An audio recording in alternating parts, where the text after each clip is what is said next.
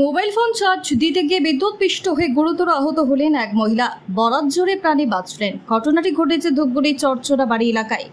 গদেয়ার কোঠি গ্রাম পঞ্চায়েতের অন্তর্গত চরচরাবাড়ি গ্রামের বাসিন্দা সুস্মিতা রায়। তিনি ঘরে একাই ছিলেন। সেই সময় মোবাইল ফোন চার্জ দিতে যান, আর তখনই আচমকায় বিদ্যুৎপৃষ্ট হন তিনি। পরিবারের অন্যান্যরা যখন ঘরে এসে দেখেন সে পাকার উপরে পড়ে রয়েছে, তড়িঘড়ি তাকে উদ্ধার করে নিয়ে আসা হয় ধূপগুড়ি মহকুমা হাসপাতালে। বর্তমানে সেখানে চিকিৎসাধীন রয়েছেন মহিলা। বড়সড় প্রাণহানির ঘটনা ঘটতে পারত বলে আশঙ্কা প্রকাশ করছেন হাসপাতালে চিকিৎসক। বর্তমানে সুস্থ রয়েছেন ওই মহিলা। কি হয়েছে? ইমার্জেন্সি আসলেন এখন? এই সময়টা যে লস হয়ে গেল, ওখান থেকে এখানে আসলেন, কি বলবেন? ভাইরালি কতটা? বেশিক্ষণ না। কিভাবে শর্ট খেলো? কি হয়েছে? ওইখানে বোটের ওইখানে মোবাইলে এসে করে দিয়েছে। তারপরে বাড়িতে আমি ছিলাম না, লোকজন ছিল বাড়িতে। ওরাই বলছে যে ওইখানে শর্ট খাওয়ার পরে পাকাতে পড়ে গেছে, অজ্ঞান হয়ে গেছে।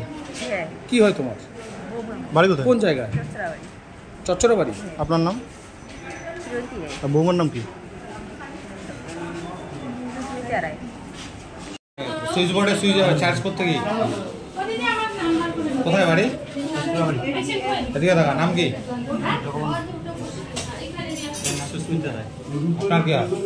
আপনার কি হয়? ডাক্তার কি বললেন? ডাক্তার কি বললো? এসিজি করেছে? এসিজি করেছে। ভর্তি রাখতে বললো? ভর্তি রাখতে বললো? পিছনে নিবি। এটা ইলেকট্রিক শর্টের পেশেন্ট।